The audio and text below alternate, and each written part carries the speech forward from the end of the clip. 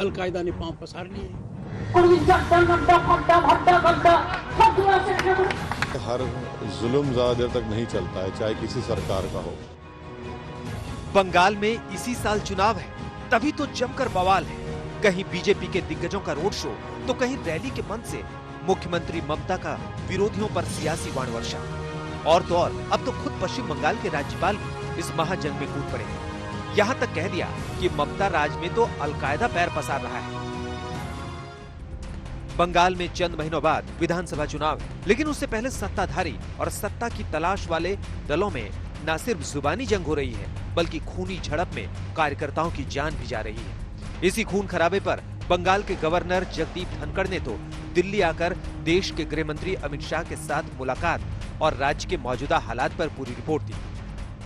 Security environment कितना खतरे में है, ये सार्वजनिक है।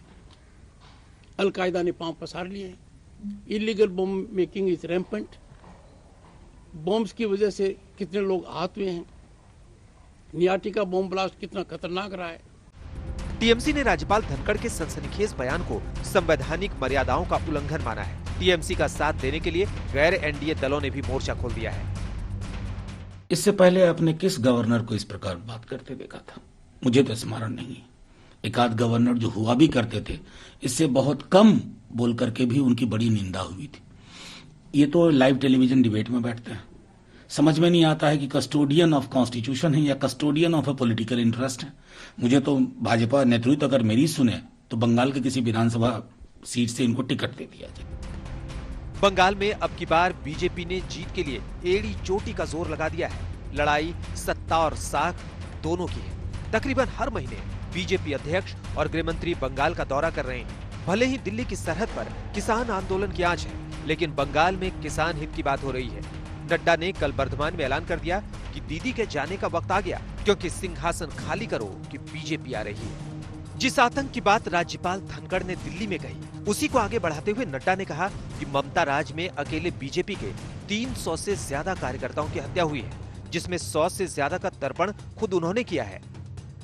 कटमनी, टोलाबाजी, तुष्टीकरण, ये सब चीजें यहां विद्यमान है। यहां कुल मिलाकर के प्रशासन का राजनीतिकरण हो गया है।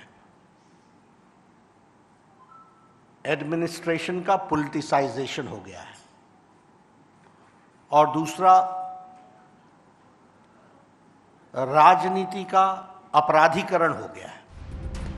पिछले एक साल में बीजेपी और टीएमसी में खूनी झड़प में दर्जनों कार्यकर्ताओं की हत्या हुई है। हालांकि दोनों दलों ने ठीक रहा एक दूसरे पर फोड़ा है। चुनाव में मुद्दा मुसलमान वोट का भी है, जिनकी बंगाल के करीब 100 विधानसभा सीटों पर दखल है। शायद यही वजह है कि ओवैसी भी मैदान में ताल ठोक रहे हैं। बर्धमान से मनोज्ञा लोईवाल के साथ आज तक ब्यूरो।